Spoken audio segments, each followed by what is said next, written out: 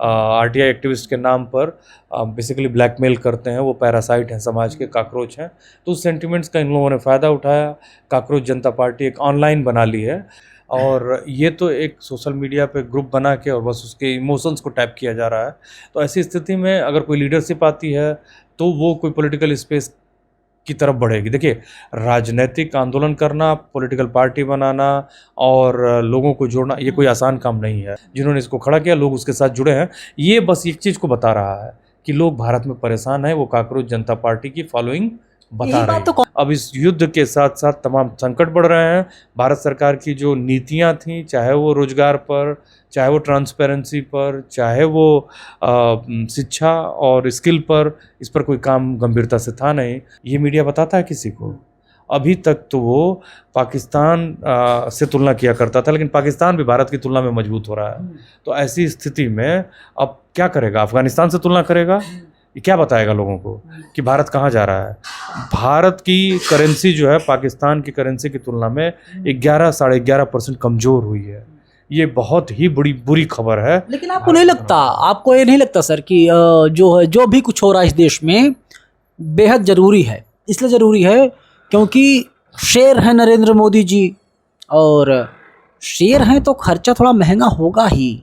किसी ने फॉर्च्यूनर खरीद लिया और किसी ने अल्टो ले लिया, तो जाहिर सी बात अल्टो लेने वाले का खर्च कम होगा, फॉर्च्यूनर लेने वाले का खर्चा ज़्यादा होगा। तो हमने एक तरीके से फॉर्च्यूनर BMW ले लिया है। शेर हैं।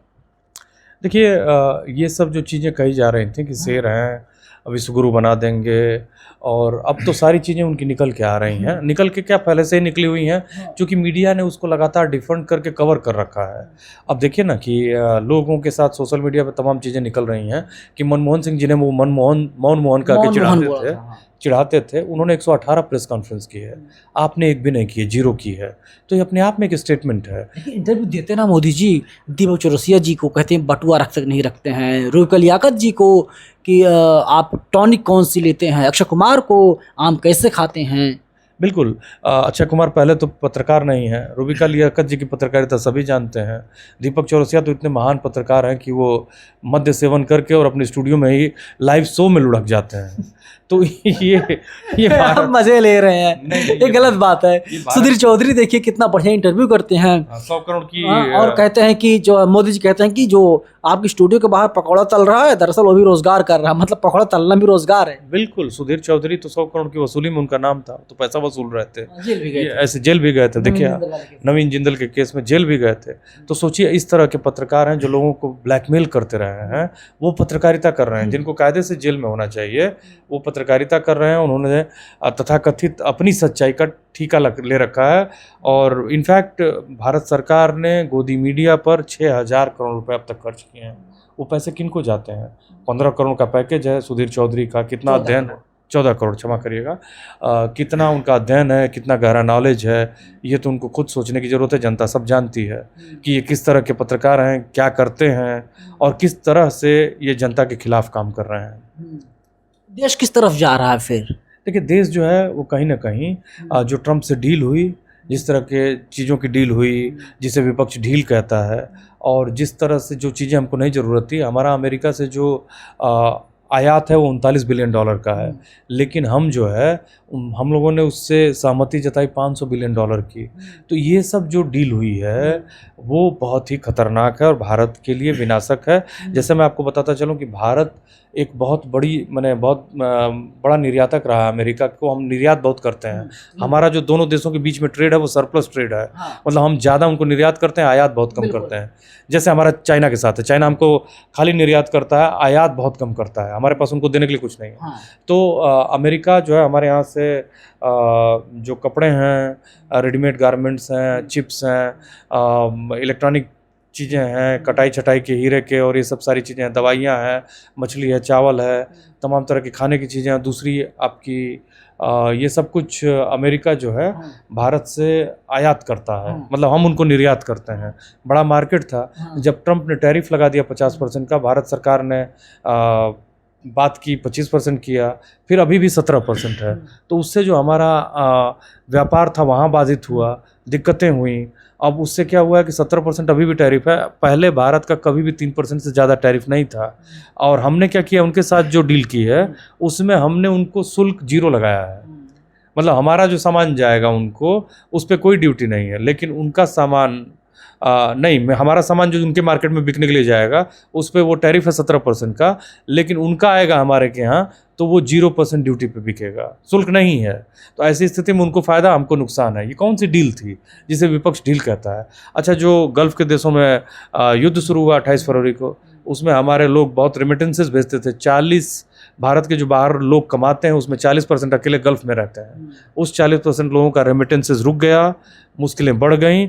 अब इस युद्ध के साथ साथ तमाम संकट बढ़ रहे हैं। भारत सरकार की जो नीतियां थीं, चाहे वो रोजगार पर, चाहे वो ट्रांसपेरेंसी पर, चाहे वो शिक्षा और स्किल पर, इस पर कोई काम गंभीरता से था नहीं।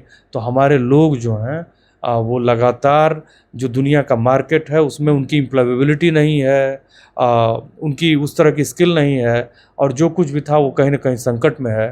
तो इस तरह से संकट से अब भारत कहीं ना कहीं इन सब सारी चीज़ों से घिरते हुए एक गंभीर संकट में दिख रहा है। एक नई पार्टी आई है, कॉकरोच जनता पार्टी, नाम सुना आपने? हाँ, ये कोई दीप से करके हैं, एक युवा हैं जो बाहर रहते हैं। कुछ युवाओं ने पार्टी एक तरह से सोशल मीडिया पे इन्होंने बना ली। जब एक बयान के दौरान एक भारत के CGI साहब, हाँ, उन्होंने कहा कि कुछ लोग जो है social media activism, judicial activism या फिर उसके नाम पर RTI एक्टिविस्ट के नाम पर बेसिकली ब्लैकमेल करते हैं, वो पैरासाइट हैं, समाज के कॉकरोच हैं। तो उस सेंटिमेंट्स का इन लोगों ने फ़ायदा उठाया। कॉकरोच जनता पार्टी एक ऑनलाइन बना ली है, ट्विटर पे, मतलब एक्स पे। कोई मतलब निकलेगा उसका? नहीं, देखिए ऐसा है कि जब तक युवा संगठित नहीं होंगे तब तक उसका कोई मतलब नहीं है। फिर तो इसका मतलब ये है कि कांग्रेस पार्टी खत्म हो जाएगी अगर ग्राउंड पर आती है तो। रही बात आवाज़ उठाने की, आवाज़ उठाने के लिए सोशल मीडिया प्लेटफॉर्म है, लगातार आवाज़ें उठ रही हैं, लेकिन हो क्या रहा है? ढाक के 3 पात उसका रिजल्ट है। देखिए ऐसा है कि कोई नेतृत्व करता नहीं होगा, संगठन नहीं होगा तो पार्टियां चलती नहीं हैं। और ये तो एक सोशल मीडिया पे ग्रुप बना के और बस उसके इमोशंस को टैप किया जा रहा है। तो ऐसी स्थिति में अगर कोई लीडरशिप आती है तो वो कोई पॉलिटिकल स्पेस की तरफ बढ़ेगी। देखिए, राजनीतिक आंदोलन करना, पॉलिटिकल पार्टी बनाना और लोगों को जोड़ना, ये कोई आसान काम नहीं है। इसमें बहुत बड़ा ऊर्जा का इन्वेस्टमेंट है और पैसे का भी इन्वेस्टमेंट है। ये एक तरह का इमोशंस को टैप करने का, वो एक्स पे दिख रही है, फेसबुक पे दिख रही है, बस सोशल मीडिया पे है और कहीं कुछ नहीं है। 2-3 युवा हैं जिन्होंने इसको खड़ा किया, लोग उसके साथ जुड़े हैं। ये बस एक चीज़ को बता रहा है कि लोग भारत में परेशान हैं। वो कॉकरोच जनता पार्टी की फॉलोइंग बता रही है। बात तो कांग्रेस पार्टी बोल रही है, यही बात तो सपा बोल रही है, यही बात तो बसपा बोल रही है, यही बात तो RJD बोल रही है, यही बात तो TMC बोल रही है। ये नया क्या बोल रहे हैं? पेपर लीक होता है, लोग नौकरी नहीं मिल पा रहे, लोग भूख से मर रहे, अस्पताल नहीं, स्कूल नहीं है, यही बात तो बोल रहे हैं। बिल्कुल बिल्कुल। लेकिन अभी वो जो संकट है ना, एकाएक ये जो CNG का दाम बढ़ा है, दूध का दाम बढ़ा है, पेट्रोल और डीजल का दाम बढ़ा है, इससे ये संकट थोड़ा सा बढ़ गया। आपको लगता है सोशल मीडिया पर आंदोलन करने, सोशल मीडिया पर ट्रेंड चलाने से कोई बदलाव होगा या सड़कों पर निकलना पड़ेगा? देखिए, सोशल मीडिया के ट्रेंड से कुछ नहीं होगा, सही बात है, मैं सहमत हूँ। और ये सब कुछ कहीं ना कहीं सामने आके विरोध करना होगा, नेतृत्व लाठी खानी पड़ेगी। लाठी खाएं चाहे ना खाएं, अहिंसक ढंग से भी आप कर सकते हैं इसको। आप प्रशासन जो सरकार बैठे हुए लोग, वे लोग नहीं चाहते अहिंसक हो। बिल्कुल, जो लाठी चलाएंगे उनको उसकी कीमत चुकानी होगी। स्पष्ट है कि देश में संकट है, देश में समस्याएं हैं और उन समस्याओं का समाधान इस देश का युवा ही खोज सकता है, उसी को आगे आना होगा। नेतृत्व करता भले कोई पॉलिटिकल पार्टी हो जाए, लेकिन युवाओं को ही सामने आना होगा। जिस साइलेंट एक तरह का चेंज हुआ है तमिलनाडु में जेएनजी के द्वारा, जब चंद्रशेखर जोसेफ विजय को सत्ता साइलेंटली सौंप दी गई है, वैसा ही बदलाव निश्चित है। यहाँ भारत में बदलाव बहुत नज़दीक है। मैं आपके चैनल के माध्यम से स्पष्ट कर देना चाहता हूँ कि वो बदलाव 3 से 6 महीने के भीतर बहुत स्पष्ट दिखाई देगा। चलिए, देखना होगा कि क्या बदलाव होता या नहीं होता, या फिर ऐसे ही काम चलता रहेगा, क्योंकि हम लोगों ने देख रखा है सोशल मीडिया पर लगातार लोग बोलते हैं, लिखते हैं, होता क्या है।